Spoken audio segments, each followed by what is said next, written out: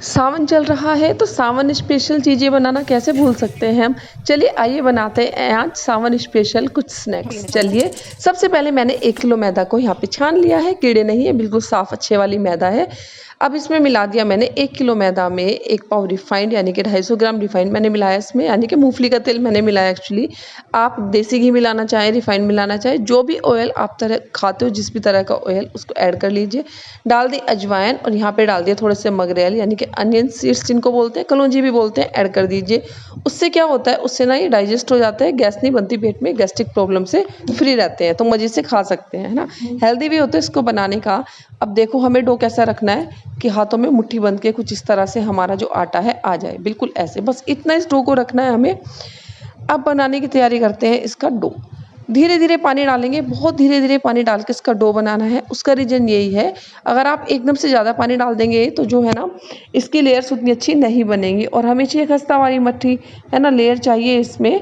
तो हम क्या करेंगे, धीरे धीरे पानी डाल के आटे को गूँथेंगे, ऐसे पटकी लगाएंगे। आटे को पटकी लगाना ज़रूर होता है ताकि इससे अच्छी और खस्ता मठरियाँ हमारी बन सके।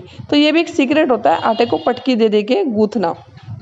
ये सारा प्रोसेस करने के बाद में हम वापस से अपने आटे को 5 या 10 मिनट का रेस्ट दे देंगे, रख देंगे इसको। अब क्या करेंगे, अब करेंगे गैस को ऑन, और हम यहाँ पे ले लेंगे अपना ऑयल। आप जो भी ऑयल यूज करना चाहें उसको ले लें। मैं मूंगफली के तेल में तैयार कर रही हूँ अपनी। तो सबसे पहले मैंने यहाँ पे लोई को तोड़ लिया, कुछ ऐसे इसको सिलिंड्रिकली हम बेल लेंगे। चाकू से काट लिया ताकि सारे पीसेज एक साथ कट जाएं। अब बस ऐसे हथेली पे रख के इसको दबा देंगे। तो ऐसे वाली मट्ठी बना रही हूँ मैं, खस्ता वाली, जो शादियों की भाजी में भी मिलती है। इसमें बहुत सारी मल्टी लेयर बनती है, ये बहुत अच्छी लगती है एकदम खस्ता। थोड़ा सा इसको मोटा ही रखते हैं, इसको चकले से या बेलन से नहीं बेलते, बस ऐसे हाथों की हेल्प से डो को लेंगे, छोटी गोली बनाएंगे और उसको दबा के हाथों से प्रेस करके रख देंगे। कुछ इस तरह से देखो हमारी लोइयाँ रेडी हो जाएंगी। अब हमारा जो ऑयल है ना, पहले इसको एक बार मैंने बहुत तेज़ गर्म कर लिया, फिर क्या किया, गैस को कम कर दिया ताकि ये अपने मीडियम टेम्परेचर पे आ जाए। अब क्या करेंगे, एक एक जो मठरी हमने बनाई है ना, एक एक मठरी को इसमें डालते चले जाएंगे, और बस जो टेम्परेचर तेल का अब है इसी में इसको फ्राई होने देंगे। यहाँ पे हम ना गैस की फ्लेम को ज़्यादा करेंगे ना गैस की फ्लेम को कम करेंगे, धीरे धीरे इन मठरियों को ऊपर आने देंगे। ये अच्छा साइन होता है इनके सिकने का। अगर हम ज़्यादा तेज़ आंच कर देंगे हमारी मठरियाँ जल जाएंगी और उनके लेयर्स भी ख़राब हो जाएंगे। बस कुछ इस तरह से मीडियम हॉट ऑयल में इनको फ्राई होने देंगे, और देखो तैर तैर के ये ऊपर खुद ही आती रहेंगी। ये एक इंडिकेशन है कि जो हमारी मटर है वो अंदर से भी अच्छे से सिक रही हैं। तो बस इनको ऐसे हल्के हल्के हाथ से बार बार हम पलट लेंगे। देखो आप चाहें तो इसको बाहर भी निकाल सकते हैं कच्ची ही मछलियों को, और बाद में भी फ्राई कर सकते हैं, जो डबल फ्राई मेथड होता है उसकी तरह से। देखिए मैंने सीधे ही तल ली, क्योंकि मैंने जो अपनी आँच है उसको कम रखा था, और आटे का डो जो तैयार किया था वो भी बहुत खस्ता वाले के हिसाब से किया था। बस देखो यहाँ पे मैंने अपनी कुछ मठरियों को बाहर निकाल लिया। अब इसके बाद बनाएंगे हम कुछ और डिफरेंट वे की मठरियाँ।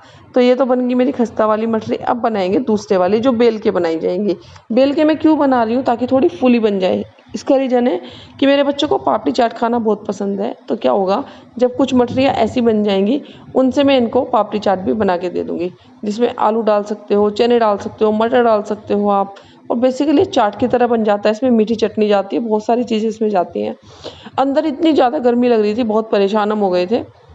फिर हमने क्या किया, बाहर हवा चल रही थी तो हम बाहर अपने कॉरिडोर में आ गए, और मेरी बेटी भी मेरी हेल्प करने लगी। क्या होता है ना, बच्चों को खाने से ज़्यादा शौक होता है बनाने का, स्पेशली जब आपके घर में गर्ल्स चाइल्ड हो।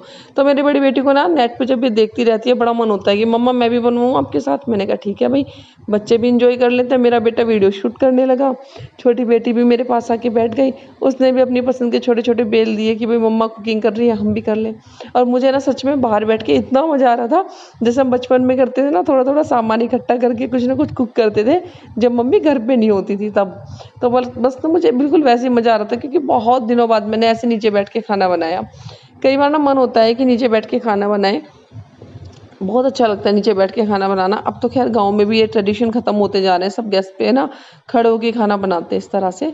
तो यहाँ पे हम तल रहे थे अपनी मठरियाँ। देखो हमारी मठरियाँ कैसी बन रही है। तो मंदी मंदी आँच में हम यहाँ पे भी अपनी मठरियाँ बेल रहे हैं।